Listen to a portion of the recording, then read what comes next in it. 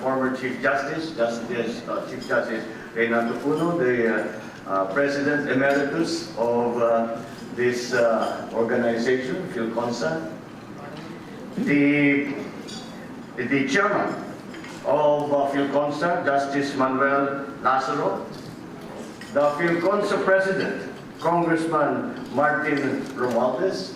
These are terribly familiar names to me. And out of fear of missing out on mentioning and acknowledging those friends who are closest to my heart, and following the custom that we have begun today, in that we recognize all that are here as distinguished, then let me greet the distinguished guests. Ladies and gentlemen, good evening. It is both an honor and a privilege to address this assembly of the Philippine Constitution Association at this particular time, when great questions of law and policy engage the nation, and when many of our people are embroiled in a debate on the proposed Bangsamoro Basic Law for Muslim Mindanao. Also, when Justice Lazaro told me that I would be receiving an award for being the great protector of the Constitution, I found this quite ironic. First, that a non-lawyer would be accorded such a singular, and I must admit, flattering honor.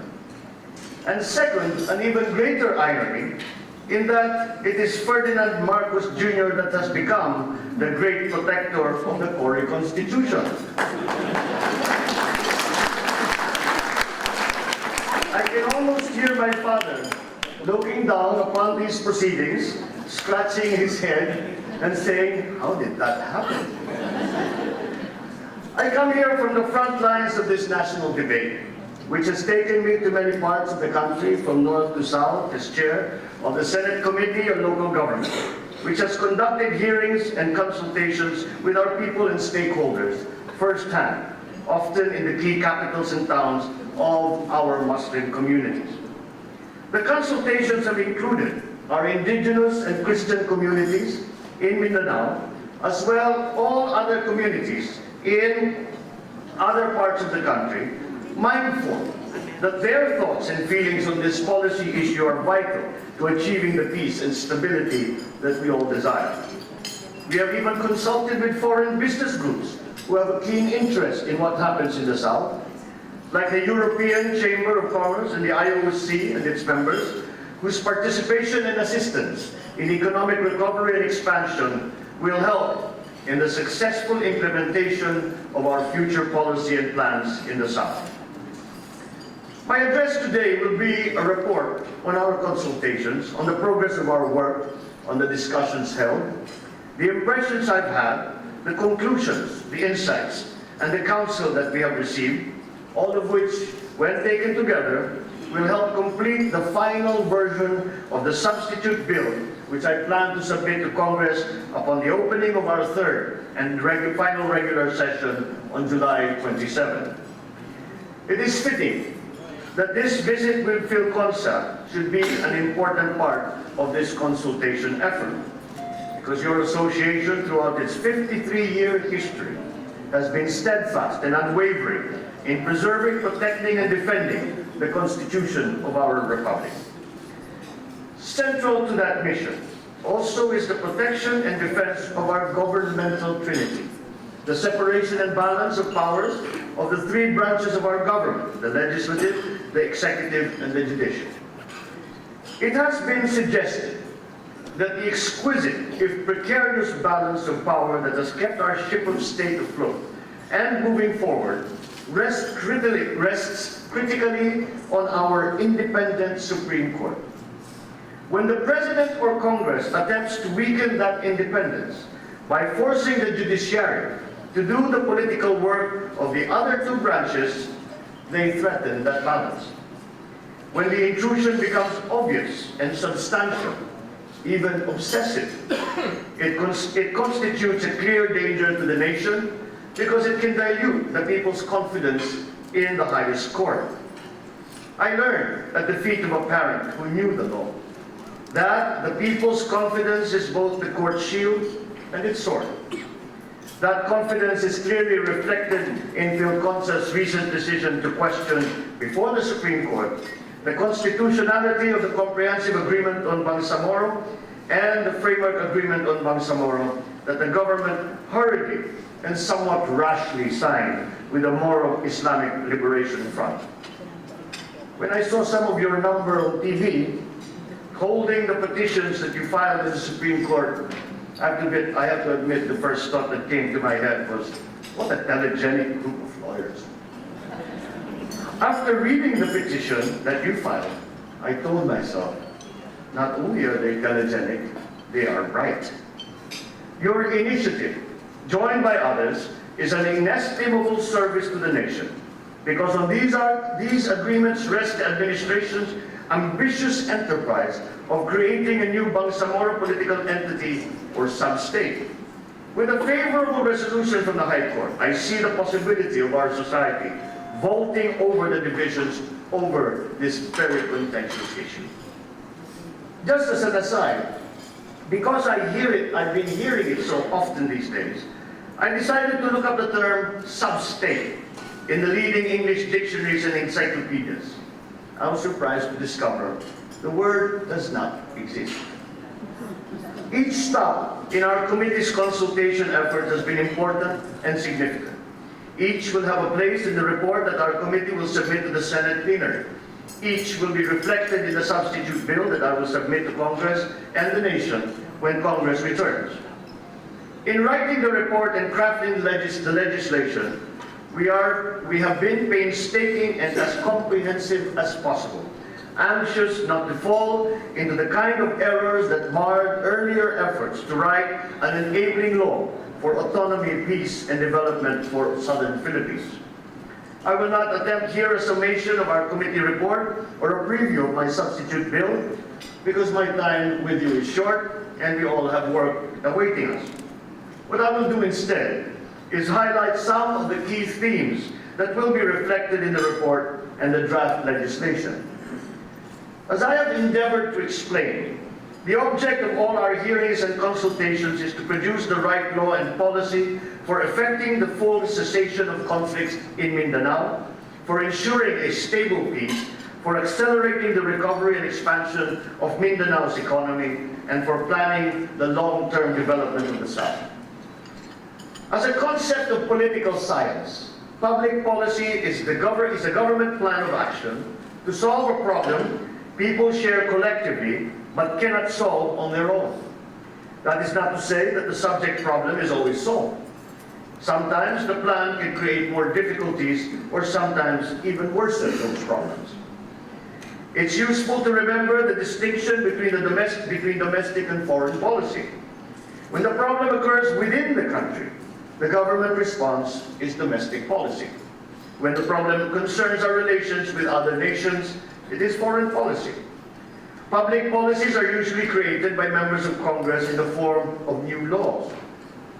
The role of Congress in creating and legitimizing policy through its law-making is critically important and takes precedence over that of other players.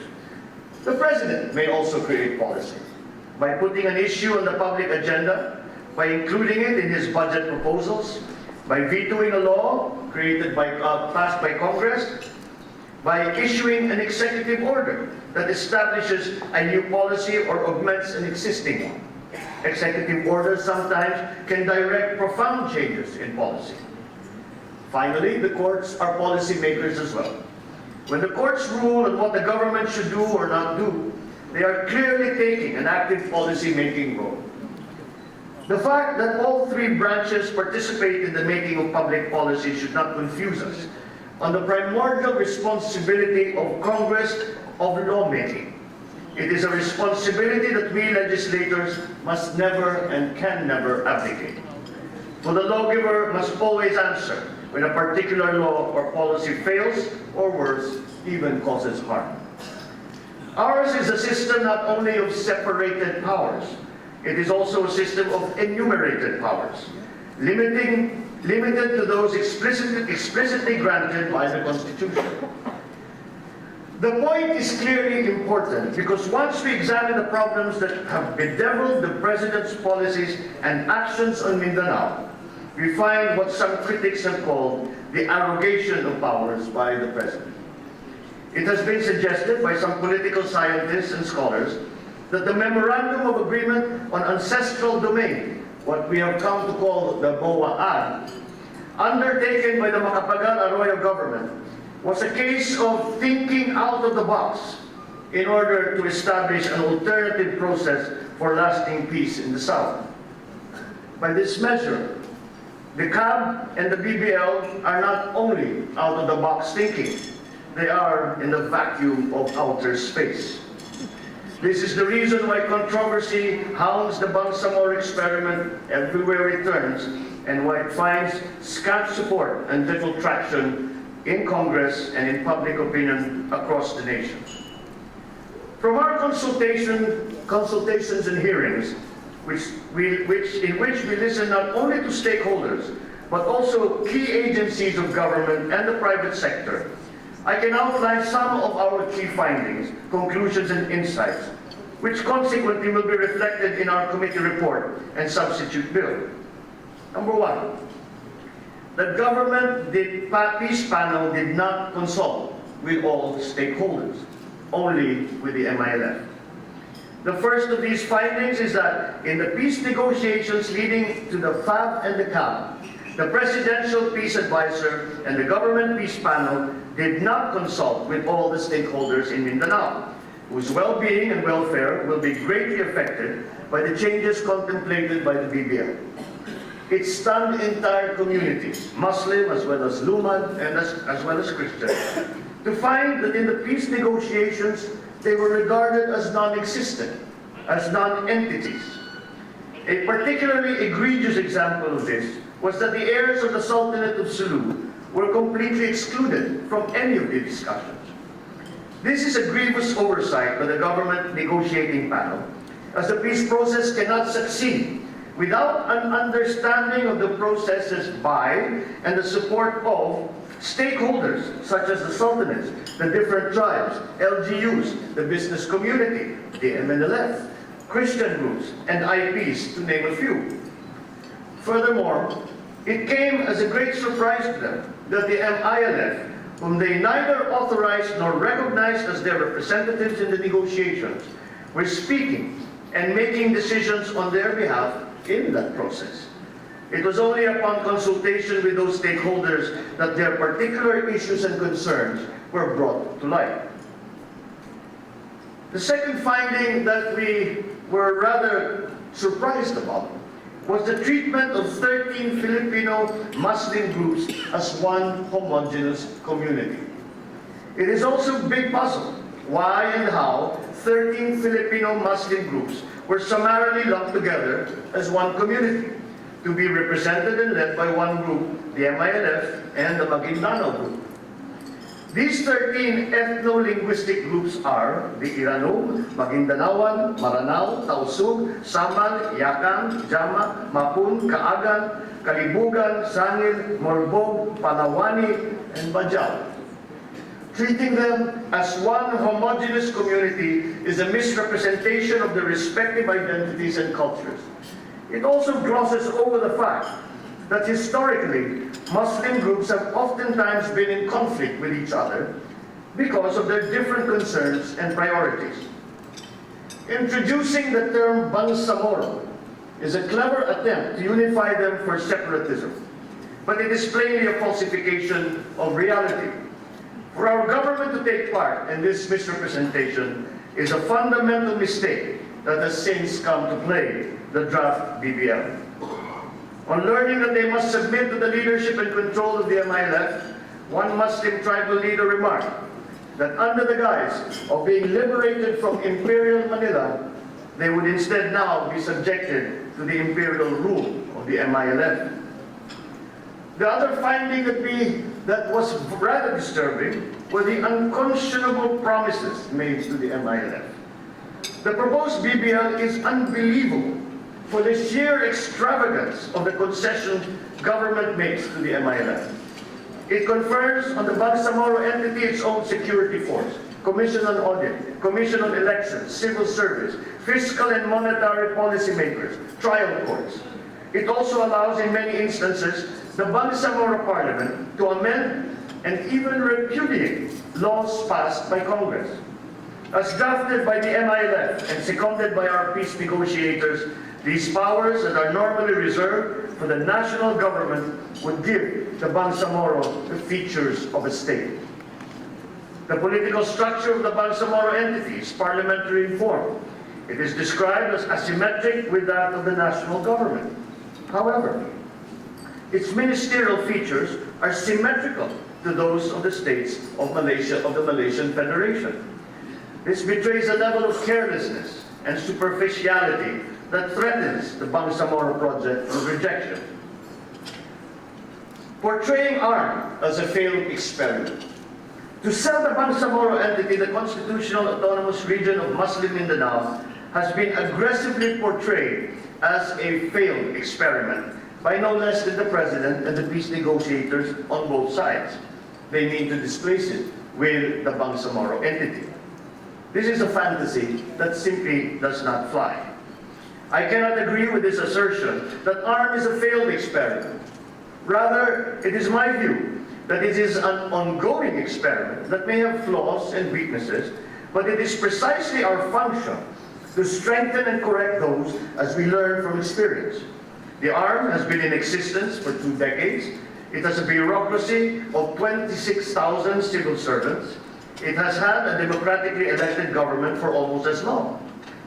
I can only surmise that this reasoning is used to give the MILF supremacy over the MNLF in the final result that is the Bangsamoro government. We must remember that the ARM is a product of the peace agreements between the MNLF and the government, while Bangsamoro is the result of agreements between the MILF and the government. And MILF cannot deliver peace in Mindanao. This is a point that was repeated over and over, and not by the Christian groups in Mindanao, but most assertively by the Muslim groups in Mindanao. Strengthening ARM may be a better way forward for people to pave the way for an effective bureaucracy to support this modernization effort. Provided the private sector can provide better public service, such as better public transport, adequate social services in peace and order, education, healthcare. It was the historic Marshall Plan in post-war Europe that got me thinking of modernization as possibly the best strategy in the aftermath of a secessionist conflict. The Marshall Plan laid the seeds for Europe's rapid recovery from war and devastation in 1948. It was proposed by George Catlett Marshall, who was at the time Secretary of State under President Truman. His plan led to the creation of the Organization for European Economic Cooperation in April of 1948, organized in order to meet Marshall's request for some agreement among the countries of Europe as to the requirements of the situation and the part those countries will themselves take. Again, we see the parallels and the applicability of this kind of thinking. The mandate of the OEEC was to continue work on a joint recovery program and in particular to supervise the distribution of aid. In 1961, the OEEC evolved to become the OECD. General Marshall was awarded the Nobel Peace Prize in 1953 for his role as architect and advocate of the Marshall Plan. This is the idea that perhaps the President should keep in mind if the Nobel Peace Prize is his intended goal, as has been speculated by many. What fired this highly successful and potent recovery and development program? Plainly, it was the power of the vision, the urgency of the challenge, the clarity of the ideas, and the generosity of spirit that would make it happen. I believe we need a similar approach to the challenge of raising Mindanao's economy and its people and redeeming once and for all its mighty promise. Mindanao's modernization is the vision that I will introduce in either my substitute bill for the BBL or an amendment of the Organic Act for ARM, which I will submit to Congress. I will request the support of both houses of Congress to join me in sponsoring this program of transformation for not only our Muslim brothers and sisters, but for the entire Mindanao and, for that matter, the entire Republic. With the same spirit that enabled our people to transform Subic Bay, Clark Air Base, into havens of rapid modernization and development, we can effect a similar and even more profound transformation in Mindanao. Just as Congress, the executive and the citizenry joined together in the swift passage of the Basis Conversion and Development Act in '92, so let me urge Congress, the executive and the people to pool their efforts once again in securing the passage of a Modernization and Development Act for Mindanao. Let that day come to pass. Let the proposed decommissioning of weapons point in this direction of constructive building. Let us allow the peacemakers to take over now from the fighters. Let us allow the builders to come and to put up the structures, the systems of the new and modern Mindanao, where Muslim, Christian, and Lumans can prosper. I pray that some of these ideas will find support within your association and this assembly of acolytes of the law. For it is only when a vision finds life in law that they truly come alive. Thank you again for the privilege of this forum. Mabuhay ang PHILCONSA, mabuhay ang Republika.